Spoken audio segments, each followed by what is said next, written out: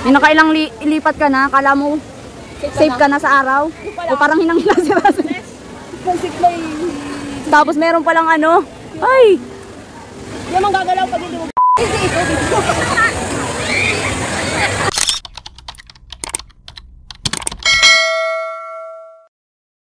Hello mga katrip, it's Megan Majang, ang vlogger nyong retired kunyang. So for today's video ay pupunta tayo sa Batong Spring sa San Pablo, Laguna. Paano nga ba kami pumunta doon? Siyempre, sumakay, alangang maglakad, ay napakalayo, charis. So ayun nga, from Llanas, nagsakay kami ng jeep papuntang Crossing Calamba. Tapos from Crossing Calamba, sasakay kami ng jeep na magdadala sa amin sa San Pablo at ibababa kami sa may simbahan. So from simbahan, magsasakay kami ng tricycle papunta ng Bato Spring. So ayan, yung daan papuntang San Pablo, Laguna, and feeling ko talaga nasa Santa Cruz, Marinduque, Akes. Ayan, dyan ka bababa, makikita mo yung trademark na yan. Tapos sasakay kayo ng tricycle. At ang mga tricycle naman, please lang po, maggasolina na kayo bago pa kayo bumiyahe. Kasi minsan may mga pasahero po talaga nagdadali-dali. At kamalas-malasan pa nga mga katripe, na stranded kami dito ng halos mag-iisang oras sa gasoline station dahil napasobra ng lagay ng gasolina dahil hindi daw napindot ni ate girl ang inagawang machine ng gasolina. Kaya ayan, anong itsura na stranded? Bad trip. Patingin. Tama ba yung pang lagi? Ilang minuto pa kuya pag mula dito hanggang doon? Hindi tayo matatraffic. 20 minutes lang. Anong oras na ba? Kasi linggo ngayon eh. Dati nadagsan ngayon yun. Bato Spring. Iba pala ang epekto sa akin kapag kasabit lang ako at puro kalokohan lang ang tanging ambag. Napakakalmado ko sa ganung sitwasyon. At ayan na nga, dahil sinabi ni kuya na sana hindi traffic para makarating kami ng maaga, pinagdasal namin. Pero hindi dininig ang aming dasal. Hindi namin maintindihan kung red flag ba talaga yun o sadyang hindi talaga kami pinatutuloy o pagsubok, hindi namin alam. At ayan na nga, kailangan namin lumaglakad dahil hindi na muusod ang mga sasakyan sa taas dahil nga sobrang dami niya. Kaya ang ending, bumaba kami doon sa tricycle. Ang binayaran naman namin is hanggang taas naman sana. Pero kita nyo naman ang traffic mga bi, hindi na gumagalaw ang mga sasakyan. Kaya talagang no choice. At yan, may sinabi pa na pakiusap, bawal daw bumaba na sasakyan. So paano kami mga wala sasakyan? Anong gagawin namin? At sa hinaba-haba nga ng nilakad namin mga bi, ay pagdating namin doon sa may pinakang parang boundary, ay kami pinigilan. Hindi namin alam kung bakit nagkukumpulan din yung mga taong walang sasakyan. Yung pala, sinasabihan sila na manatili sa loob ng sasakyan. Eh, paano ka nga kami mga nag-commute?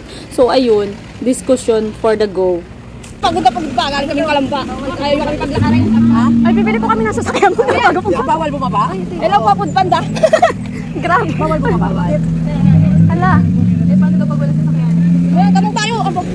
Ay, nabisa tayo lang doon na sabi-sabi. Eh, sarado na po yung gate. Ano din pala naman sumatot. Hindi sabihin na.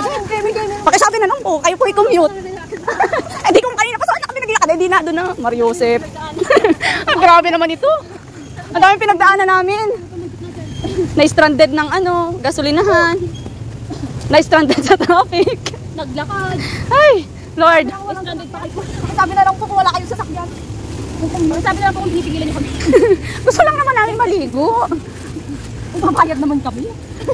Kami ano? Diyos ko. Prepare your payment for a positive transaction. Ang layo pa. Oh, ay. Bumalik kami si nanay. Sabi ni nanay, tara magano tayo ng sasakyan. Hindi na mapabalik. Kung sabi natin maglakad. Ano? Oo. Ay, hindi ka pala pwede ditong ano. Babatukan ko na yung palabas-labas ka. Bibili ka ng ganito, bibili ka ng ganyan. May tindahan sila. Siyempre mahal na doon. Kaya yun nga yung purpose nila. Magdamat ko. At pagkatapos nga na napakahabang lakaring ginawa namin, marating lamang ang Bato Spring. Ay finally, eto na, nandito na kami sa may entrance. At sana naman harinaway makahanap kami agad ng mapupwestuhan dahil gutom na ang mga person, wala pang almusal. Dahil pag-alis namin ng bahay, mga nagkapi lamang kami. Tapos yung iba wala pang tulog. So talagang kailangan makahanap na agad kami at makapag-enjoy. Gusto lang naman namin maligo. Dito na. 1K. 1,000? Oo. Ako yan, ito na lang. May pera. May pa ba? Wala lang dito. Ay, may. 200 daw. May, ano ba yung, may, meron ba sila mga pro? Kaya, ano ka? May, ano yun? Senior lang. Ah, dito na. Dito na. Ako naman ito. Habang Abangan nyong makapasok tayo sa loob mga katrip dahil kaabang-abang at sorpresa na paparating sa atin, nabubungad sa atin pagpasok natin dito. Maririnig mo kung ano ang mga hinaing ng mga taong nandito ngayong araw na ito. Ayun! Marayat na kiwin. Grabe ka! Yan si Kian, isa sa mga kasama namin na pinauna na namin since may motor naman siya. Tapos, ang ending, wala pa rin kaming nakuhang cottage or pavilion at saka tent dahil nga sa sobrang dami ng tao, hindi na nila na-accommodate dahil yung iba dyan mga galing overnight. So, kita nyo naman napakadaming tent, napakadaming tao. So, maganda naman yung cottages nila kasi may rooms talaga. Tapos medyo may kamahalan nga lang kasi nag-range ata ng 1,700 pataas. Pero napakaganda naman ng mga rooms. Tapos yung pavilion, pwede kayong mag-ihaw dito, magluto, magdala lang kayo ng ano nyo, ng sarili nyong lutuan. Yung iba may dalang mga mini gasol ganyan na nakita namin. So ito na yun. Full safety rules. Akala ko babatis. Baka naman nakaano. Yung pag parang yun nakakagda. Hindi mo naman yan lang yan. Baka kung matitila na ganito kadaming tao. Butik na. Ano ba? Lubluban ng kalabaw. Ang daming tao, my gosh. Baka parang alay lakad lang ang magawa natin dito. Parang. Diyos ko. Yung totoo. Baka naman yung nakita mo nakapanorama kayo mukhang mahaba.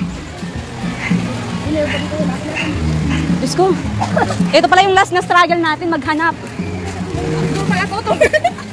Maghanap tayo ng tubig. Wala na. Dito meron. Wala na.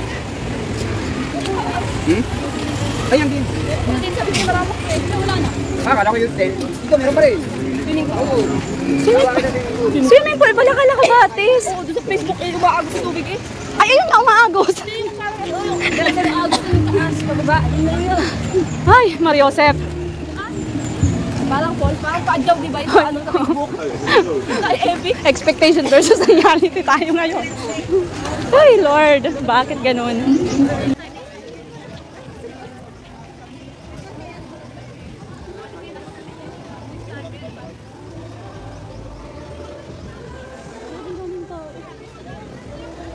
At bukod pa nga sa dinagsa ito ng napakaraming tao dahil sa sobrang init ng panahon, ay meron pala ditong nagka-company outing kaya din sobrang daming tao. Ito yung falls. Hindi, parang kawa-kawa. Ayun pala. Ito pala yung swimming pool talaga. At dito sa part na to ay struggle na kami sa paghanap ng mapupwestohan namin. Hindi namin alam kung saan dito may magandang pwesto pero talaga namang punong-puno yung mga tao lalo na dito sa may parting papuntang falls. Talagang grabe yung dagsa ng tao. Kung mas marami sa pool, mas marami din dito. As in, halos hindi na kumikilos yung mga taong nasa falls. Tingnan nyo naman, dikit-dikit na sila talaga. Oh my God. Sa dami ng pamasahing ginastos natin. Grabe.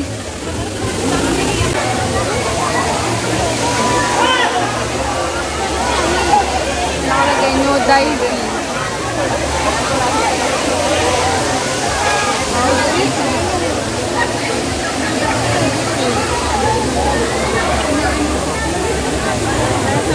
Oy, asan na naman si Kian? Ito cottage pala eh. Wala ba si Kian? Yung mga cottage, ang layo naman sa swimming pool. Hindi, maganda naman. Ato kasi. Dahil nabusan na nga kami ng pavilion, tent at saka ng cottages, ay wala kami ibang choice kundi bumili ng banig. Banig na ginto ang presyo, Diyos ko. Kaya kailangan talaga meron kayong mga mat kapag may hilig kayong mag-outdoor activities na kagaya nito. Para naman hindi kayo... Magkano ang banig? Ano kaya? Dito pala maganda magbenta. So this is our view from the spot we found. Wow, English, tiyamaw. Hi. Parang gusto nyo buma kanina sa bench. Hindi tayo na simbahan yun. Wow! Sarap. Dahil kulang nga sa tulog ang mga person sa pag-iintindi ng mga pagkain dadalhin namin dito o sa outing na ito. Tapos, super haba pa ng biyahe from Calamba, Laguna to San Pablo. Tapos, ang ending pa, naglakad pa kami ng ilang kilometro, marating lang itong Bato Spring na to. Ayun, gutom na talaga ang ending ng mga person. Kaya naman naisipan namin na kumain muna kami bago kami mag-swimming. Kaya naman, ayan ang aming mga pagkain. May inihaw na hotdog, inihaw na pusit, at saka liempo. O, yun lang. Tapos kanin, of course, hindi mawawala sa ating mga Pinoy yan. At meron din kaming salad that I made.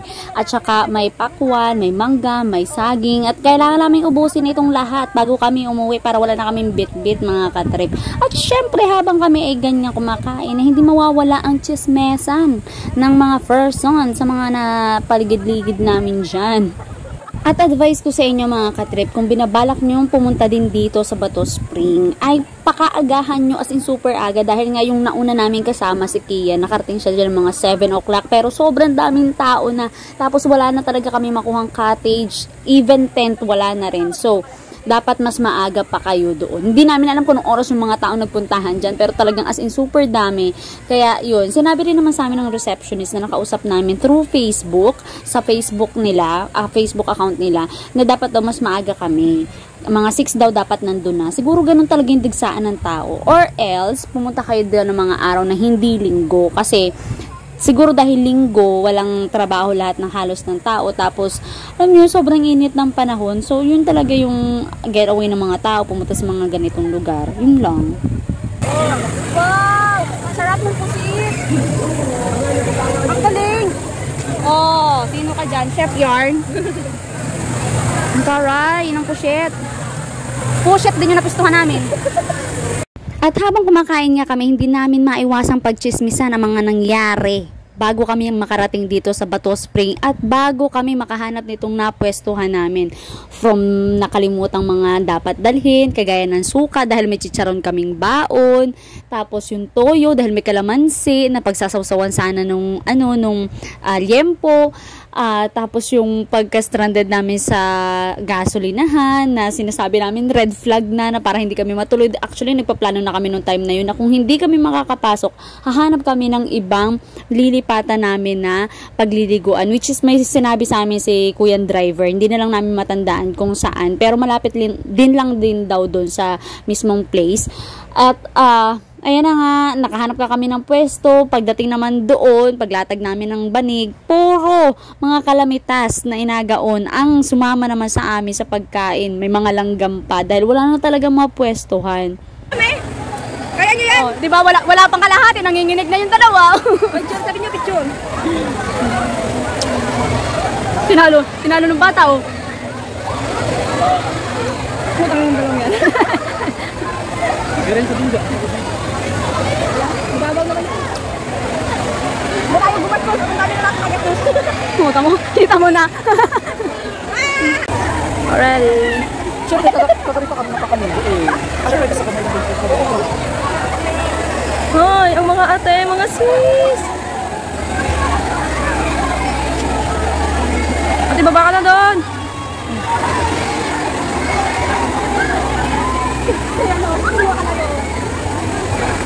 Nilalamig. Kailangan manin natin yung salad.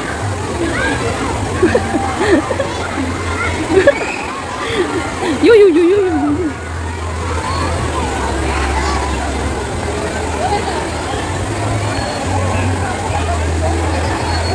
Ang tsura.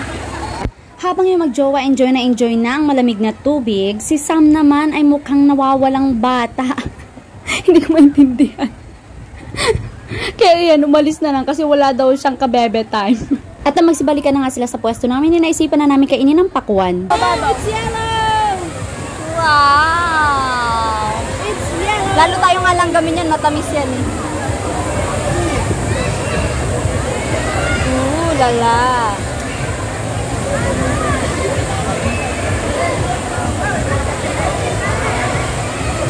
Endorser ka muna. Umami tayo nito. Beauty ball. Dapat ang hagod. Dahil sayang ang ating glow skin.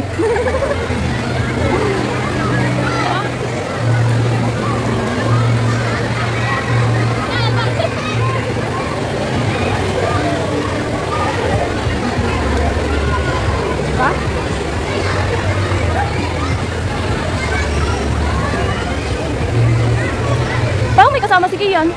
Ha? Parang may kasama. Parang may kasama na ako eh. Baka may sinundo, Labs.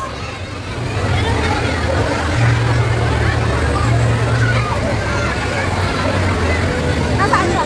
Ay, nakadamaan yung motor. Kung may jowa na si Kian. Lalaki talaga yung kasama. Sure ka bang lalaki? Ready na. Oh.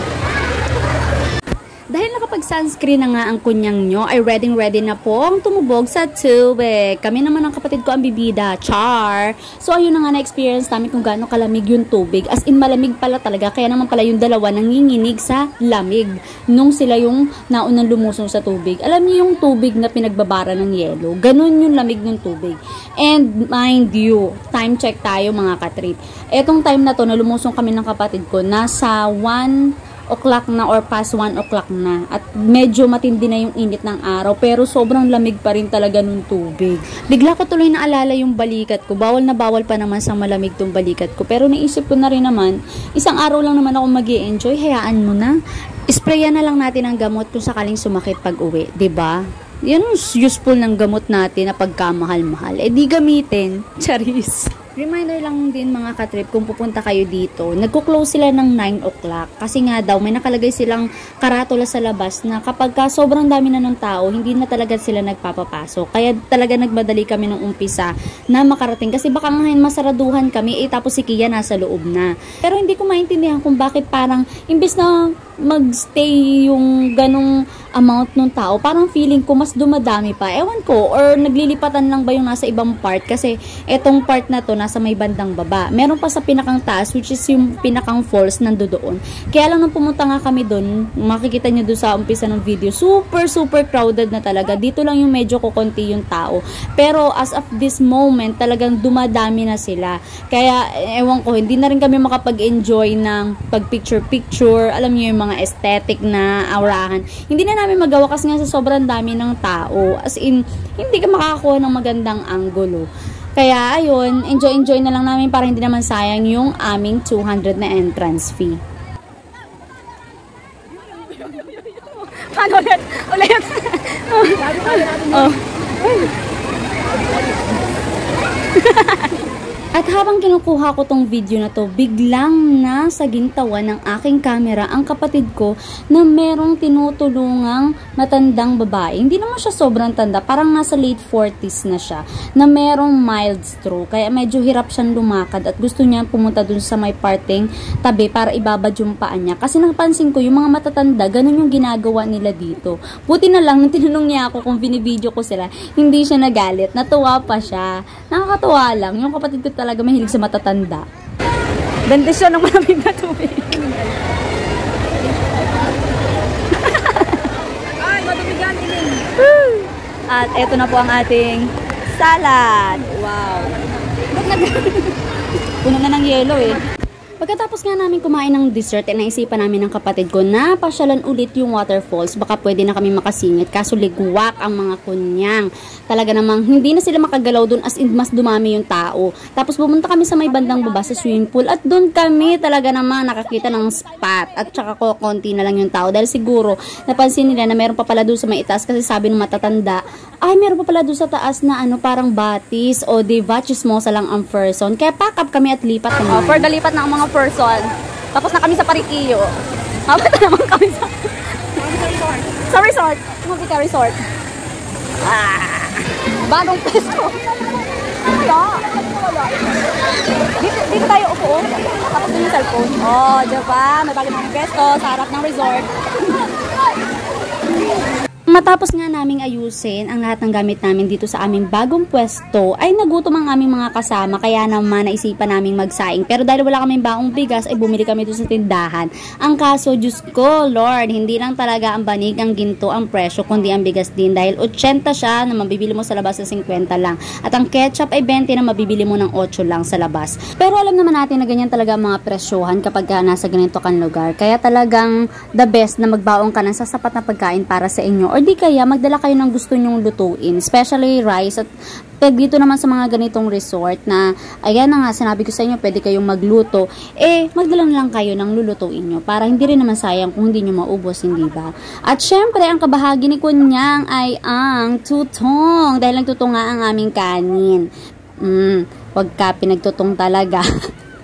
In fairness, ngayon na lang ulit ako nakatikim ng tutong ng kanin. Na-miss ko bigla si Bessie. This is our bonding nung nasa Matuya-Tuya kami.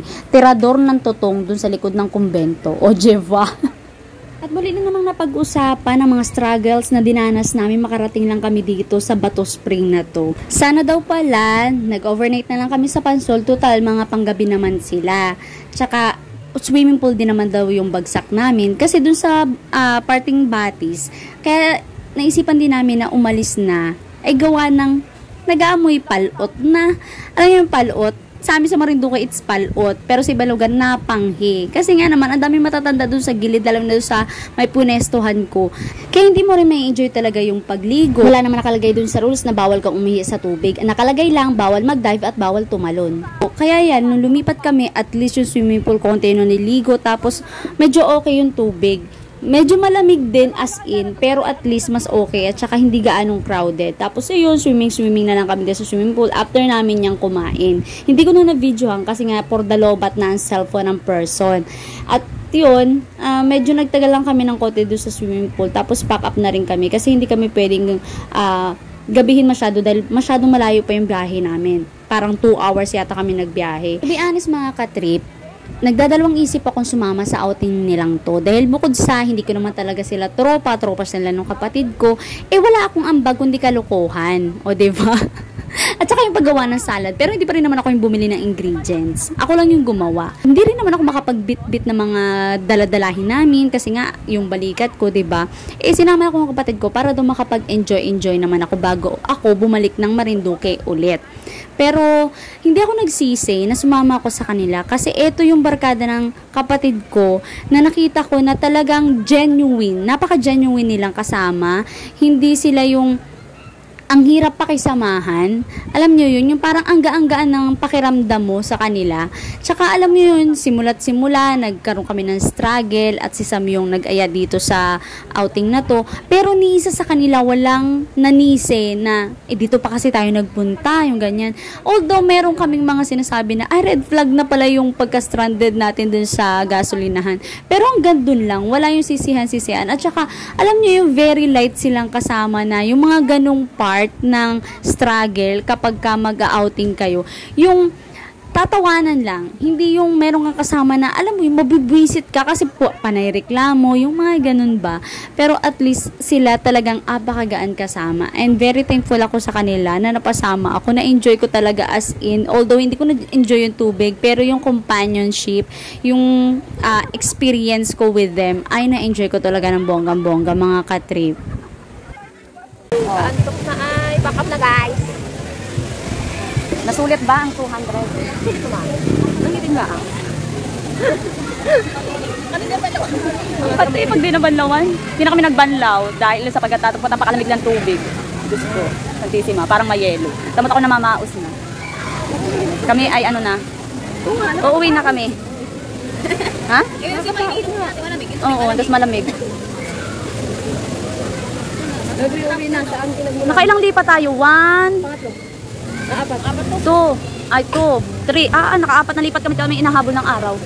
Mariusol. So that's it for today's video mga katrip. I hope you enjoy this video at nakarating sana kayo hanggang dulo kahit medyo mahaba. And it's me again, Majang, vlogger yung retired ko niyang na nagsasabi na kahit gaano kahirap ang buhay, kahit anong struggle pa man ang pagdaanan natin, don't forget to smile. See you on my next vlog mga katrip. Bye bye!